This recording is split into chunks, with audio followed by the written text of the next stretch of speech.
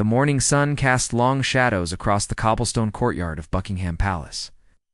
Guard William Thompson stood at his post, his red uniform pristine, his bearskin hat perfectly positioned. At 24 years old, he had been serving in the Queen's Guard for 2 years, and he took immense pride in his duty. The tourists were already gathering, cameras ready, hoping to catch a glimpse of the famous guards who never moved, never spoke, never broke character. William had mastered the art of standing perfectly still, his eyes fixed straight ahead, his expression neutral. He had trained for months to achieve this level of discipline. Children would wave at him. Adults would pose for photos beside him, and occasionally someone would try to make him laugh or react. But William remained as still as a statue. This was more than just a job to him. It was a sacred duty passed down through generations of British soldiers. The palace grounds buzzed with activity as the morning progressed. Tour groups moved through the gates, their guides explaining the history and traditions of the royal household. William could hear snippets of conversations in different languages as visitors from around the world marveled at the grandeur of the palace. A school group of children aged around 8 or 9 approached his position.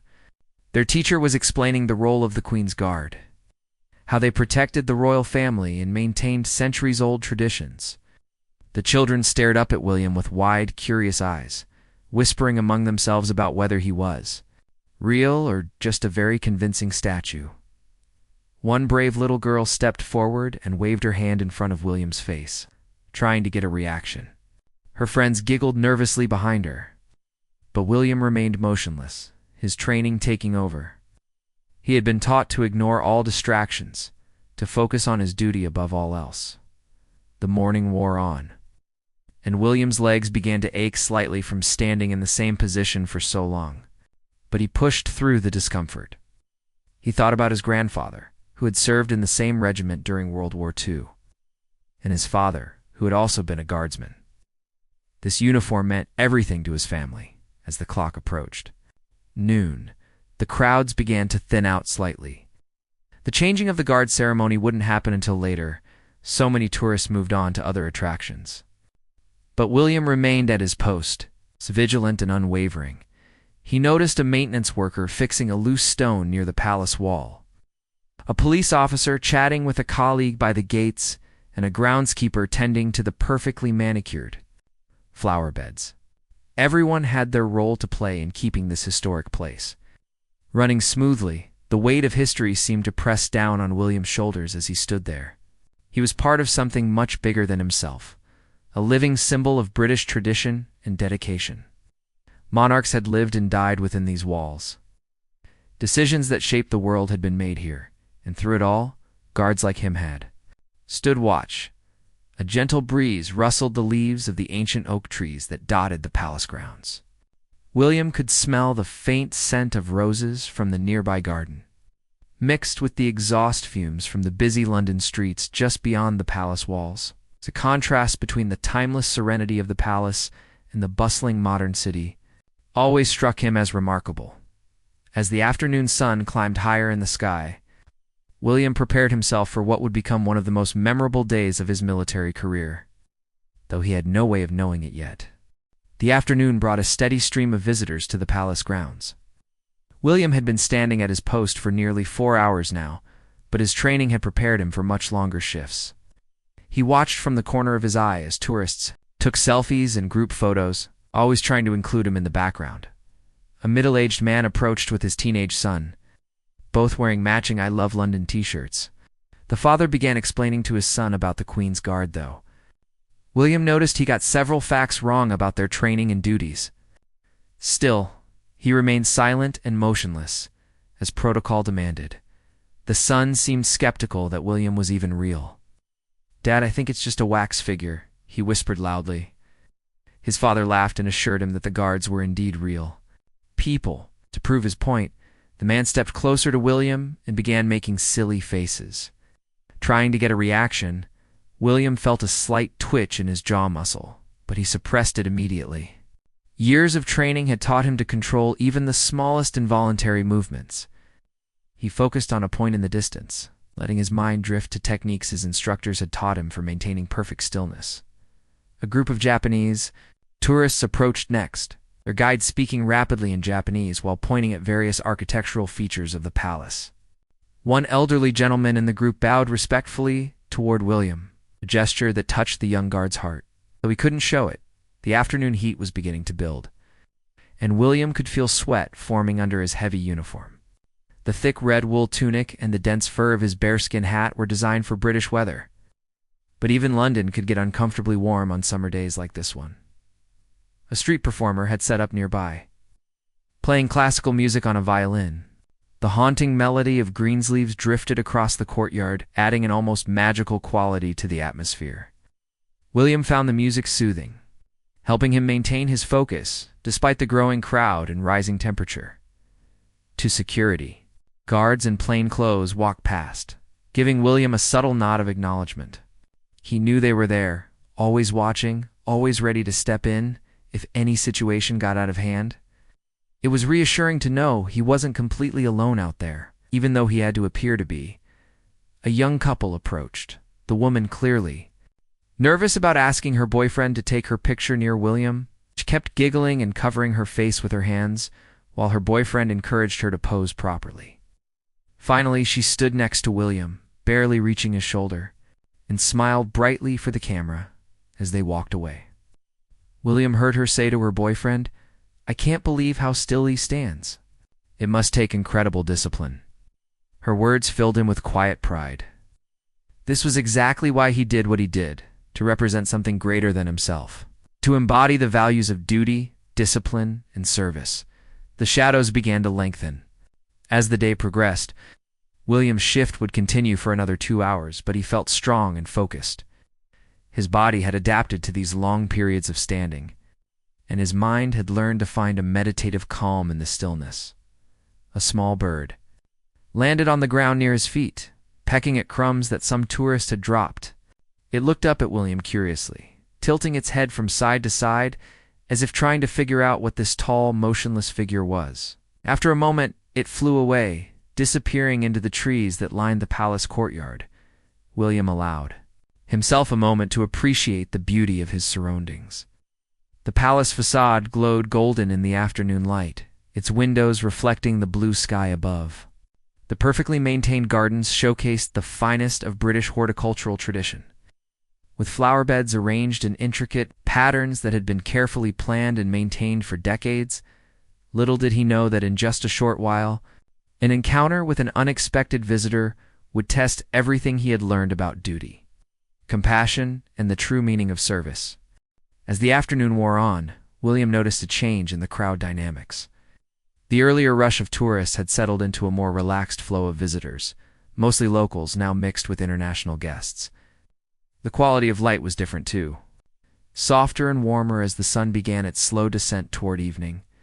A group of art students had set up easels nearby, sketching the palace architecture and occasionally including William in their drawings. He could see them from his peripheral vision, their pencils moving quickly across paper as they tried to capture the scene.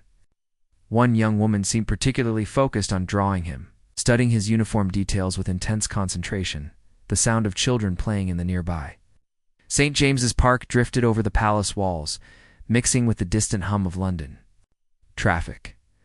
William found these background sounds comforting, a reminder of the normal life that continued beyond the formal boundaries of his duty. A wedding party arrived for photos, the bride's white dress a stark contrast against the red brick of the palace. The photographer directed them into various poses, with the palace and William serving as a magnificent backdrop. The bride looked radiant, and William found himself silently wishing the couple well, though his expression remained unchanged. An older gentleman, in a veteran's blazer, approached William's position. The man's chest bore several military medals. He walked with the subtle bearing of someone who had served in the armed forces. He stopped a respectful distance away and simply nodded, one soldier acknowledging another. William felt a deep connection to this stranger, understanding passing between them without words. The veteran stood there for several minutes, not taking photos or trying to interact, simply paying his respects. When he finally walked away, William noticed he had left a small poppy flower on the ground nearby. a symbol of remembrance for fallen soldiers. It was a gesture that moved William profoundly, even though he couldn't react outwardly. A street cleaner worked his way through the area, carefully maintaining the pristine appearance of the palace grounds. He worked around William as if he were part of the landscape, treating him with the same respect he showed to the statues and monuments throughout the area. The man's quiet dignity in his work reminded William that service came in many forms. The afternoon light began to take on that golden quality that photographers prize, and indeed, more people were taking pictures now. William had learned to pose without posing, to maintain his stance in a way that was both authentic to his duty and pleasing to the countless cameras that captured his image. A ill mother pushing a stroller stopped nearby to adjust her baby's blanket. The infant was fussing slightly, and the mother began to sing a soft lullaby. Her voice was sweet and gentle, and William found the melody soothing. The baby gradually quieted, comforted by his mother's song, and they continued on their way. 2 police officers on patrol walked through the area, their presence both routine and reassuring. They exchanged brief professional nods with the security personnel, part of the coordinated effort to keep the palace grounds safe. William appreciated their vigilance, knowing they were part of the larger protective network surrounding the royal family. A delivery van pulled up near the service entrance, and workers began unloading supplies for the palace kitchens. Even this mundane activity was conducted with a certain formality and efficiency that reflected the high standards expected of everyone who worked on palace grounds. As the shadows continued to lengthen, William began to sense that something different was about to happen. Wasn't anything he could put his finger on, perhaps just a subtle change in the atmosphere, or maybe an intuition developed through hours of careful observation. He remained alert and ready, though he had no idea what form this change might take. The late afternoon breeze picked up slightly, rustling the leaves overhead and bringing with it the mixed scents of the city, car exhaust, food from nearby restaurants, and the green smell of parks and gardens. It was the unique aroma of London, a city that had been William's home his entire life. At precisely 4:30 in the afternoon, William noticed her. An elderly woman was making her way slowly across the courtyard, using a walking cane for support. She was elegantly dressed despite her obvious age, wearing a navy blue coat and a small hat with a delicate feather. Her gray hair was neatly styled. She carried herself with quiet dignity. What struck William immediately was that she wasn't behaving like a typical tourist. She wasn't taking photos or gawking at the palace architecture. Instead, she seemed to be walking with purpose. Though her pace was necessarily slow due to her age and mobility limitations, the woman paused occasionally to catch her breath, leaning heavily on her cane. William estimated she was probably in her 80s, though she carried herself with the poise of someone much younger.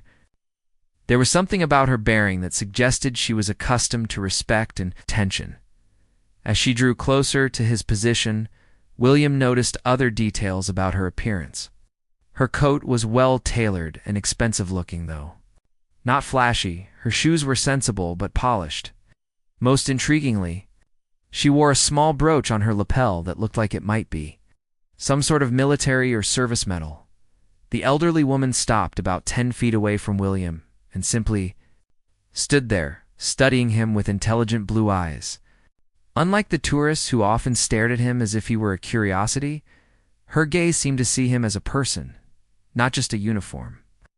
There was recognition in her eyes, as if she understood exactly what his role meant and the dedication it required.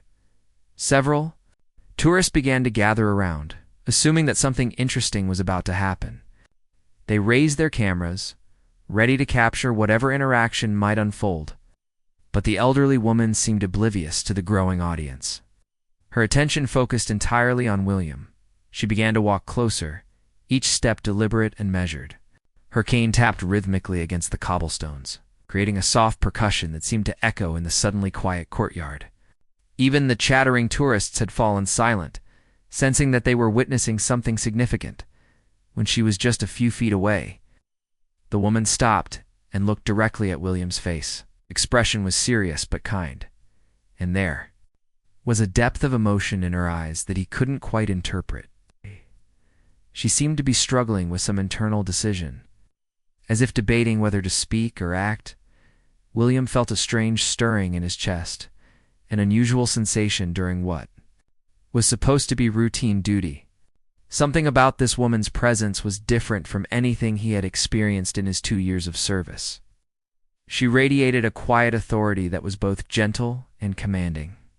The woman raised her hand slightly, as if she were about to reach out to touch his arm, but then hesitated. The gesture was so natural and maternal that William felt an unexpected urge to respond, to break his stoic pose and acknowledge her humanity, but his training held firm, even as his heart began to beat faster. Behind her, the growing crowd of onlookers whispered among themselves, speculating about who she might be and what she might do. Some tourists raised their phones to record video, sensing that they might be witnessing something unusual. The atmosphere in the courtyard had shifted from casual tourism to focused anticipation.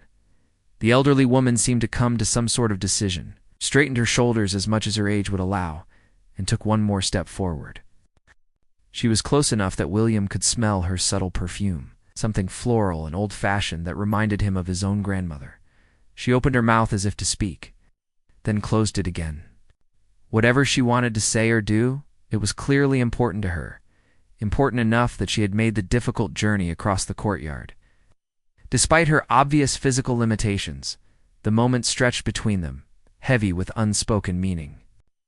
While dozens of cameras captured every second of this unusual encounter between a young guardsman and an elderly lady who seemed to represent something far more significant than anyone in the crowd could possibly understand. The elderly woman's voice, when she finally spoke, was soft but clear. Carrying the refined accent of someone from an earlier generation of British society, "Young man," she said, "I wonder if you might help me with something." William's heart raced. According to strict protocol, he was not supposed to respond to any requests or interactions from the public. But something in her tone, a combination of authority and vulnerability, made this moment feel different from any he had encountered. During his service, the woman continued, seemingly unaware of or unconcerned about the crowd that had gathered around them. "You see, I've dropped my handkerchief, and I'm afraid I can't bend down to retrieve it." She gestured with her cane toward a spot on the ground near William's feet where indeed a delicate white handkerchief lay on the cobblestones. The crowd murmured with interest. This was exactly the kind of test that tourists often tried to devise, attempting to make the guards break their stoic poses. But there was something genuine about this elderly woman's request that made it feel entirely different from the usual attempts to get a reaction. William's mind raced through his training protocols. He was not supposed to move, not supposed to speak, not supposed to break character under any circumstances. Yet here was an elderly lady who clearly needed assistance, and every instinct he had as both a soldier and a human being urged him to help her. The woman waited patiently, her blue eyes meeting his with an expression of quiet expectation. She wasn't demanding or entitled in her manner, but there was something about her bearing that suggested she was accustomed to being listened to having her requests taken seriously. For a moment that felt like an eternity, William stood frozen between his duty and his humanity. The handkerchief lay there, just a few inches from his perfectly polished boots. While dozens of cameras captured his internal struggle, the crowd had grown completely silent now, everyone sensing the gravity of the moment. Then, in a decision that surprised even himself, William made a choice that would be talked about for years to come. Without breaking his upright posture or changing his facial expression, he carefully shifted his weight and used the toe of his boot to gently nudge the handkerchief closer to where the elderly woman could reach it with her cane. The crowd gasped. Collectively, even this small movement was unprecedented, a breach of protocol that could potentially result in disciplinary action. But William felt deep in his heart that he had done the right thing, regardless of the consequences. The elderly woman smiled the first time her expression had changed since she had approached him. It was a warm, grateful smile that transformed her entire face and made her eyes sparkle with what looked like tears of gratitude. "Thank you, dear," she said softly, as she carefully hooked the handkerchief with her cane and pulled it within. Reached as she bent down slowly to pick up the handkerchief, something extraordinary happened. The small brooch on her lapel caught the afternoon light, and William could see it clearly for the first time. It wasn't just any military medal. It was a very specific insignia that made his blood run cold with realization. The crowd began to applaud, some people cheering for William's small act of kindness, but their noise seemed to fade into the background as the full significance of what had just happened began to dawn on him. This wasn't just any elderly woman who had asked for his help. The woman straightened up with obvious effort, the handkerchief now safely in her hand. She looked at William once more, and this time her expression held not just gratitude but what looked like approval and perhaps even pride. She gave him the slightest nod, a gesture so subtle that probably no one else in the crowd would have noticed it. Then she turned and began to make her way slowly back across the courtyard, her cane tapping against the cobblestones with the same measured rhythm as before. The crowd parted respectfully to let her pass, some people still applauding, others taking pictures of her retreating figure. William watched her go, his mind reeling with the implications of what had just occurred, while maintaining his perfect military posture as if nothing unusual had happened at all. As the elderly woman disappeared into the palace through a side entrance that William knew was reserved for very special visitors, the full weight of what had just happened began to settle over him. The brooch he had glimpsed on her lapel was not just any medal, it was the royal family order, a decoration worn only by female members of the royal family and given personally by the monarch. The crowd gradually dispersed, tourists excitedly sharing their photos and videos of the unprecedented a moment when a Queen's Guard had broken protocol to help an elderly lady. Many of them would post these images on social media within minutes, not realizing the true significance of what they had witnessed.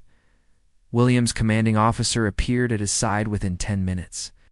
Having been alerted by the security team about the incident, Captain Morrison was a stern man with 30 years of military service, and William braced himself for a severe reprimand, possibly even dismissal from the guard.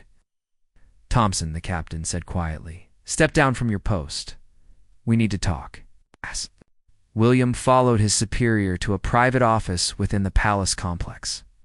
His mind raced with worry about his future in the military. He had broken one of the most fundamental rules of his service, regardless of how noble his intentions had been. His family's proud military tradition might end with him. But when they reached the captain's office, Morrison closed the door and turned to William with an expression that was surprisingly understanding. "Do you know who that woman was, Thompson?" William swallowed hard. "I believe so, sir. The brooch she was wearing, ... That was Princess Margaret's daughter-in-law, the Lady Sarah Chatto," Morrison explained. "She's been living quietly away from public attention for many years, but she remains a beloved member of the royal family. She rarely makes public appearances anymore due to her age and health." William felt his knees go weak. He had not only broken protocol, but he had done so in front of a member of the royal family, the very people he had sworn to protect and serve. Captain Morrison continued, "About 20 minutes ago, I received a call from the Lady Sarah's private secretary. She specifically requested that I commend you for your kindness and discretion. She was deeply moved by your gesture and wanted to ensure that you faced no consequences for helping her." The relief that washed over William was overwhelming. "Sir, I didn't know what else to do. She needed help, and every instinct I had told me to assist her, regardless of protocol. And that, Thompson, is exactly why you're the kind of soldier we want in the Queen's Guard," Morrison replied. "The rules exist for good reasons, but true service sometimes requires the wisdom to know when compassion supersedes protocol. The Lady Sarah has lived through wars and decades of service to the crown. She understands better than most what real duty looks like." Over the following weeks, the story of the guard who helped the elderly lady spread far beyond the tourists who had witnessed it. Videos of the encounter went viral on social media, but most viewers assumed it was simply a heartwarming story about kindness to a stranger. Only a few people recognized the true identity of the woman William had helped. The incident became legendary within the Queen's Guard itself. used as an example during training of how true service sometimes requires balancing strict adherence to rules with basic human compassion. William's actions were held up as a model of the kind of judgment and character that the regiment sought in its members. Years later, when William had risen through the ranks and was training new guardsmen, he would tell this story to illustrate that duty isn't just about following orders blindly. It's about understanding the deeper purpose behind the service and having the courage to act with both discipline and humanity. The elderly lady's handkerchief, which she had deliberately dropped to test his character, remained a treasured memory for William. He never saw her again in person, but he would occasionally spot her in official photographs at royal family gatherings. Always elegant, always dignified, and always serving her country with the same quiet grace she had shown that afternoon at Buckingham Palace. The moment had taught him that sometimes the most important tests of character come not from superior officers or formal evaluations, but from unexpected encounters with those who need our help, regardless of who they might be.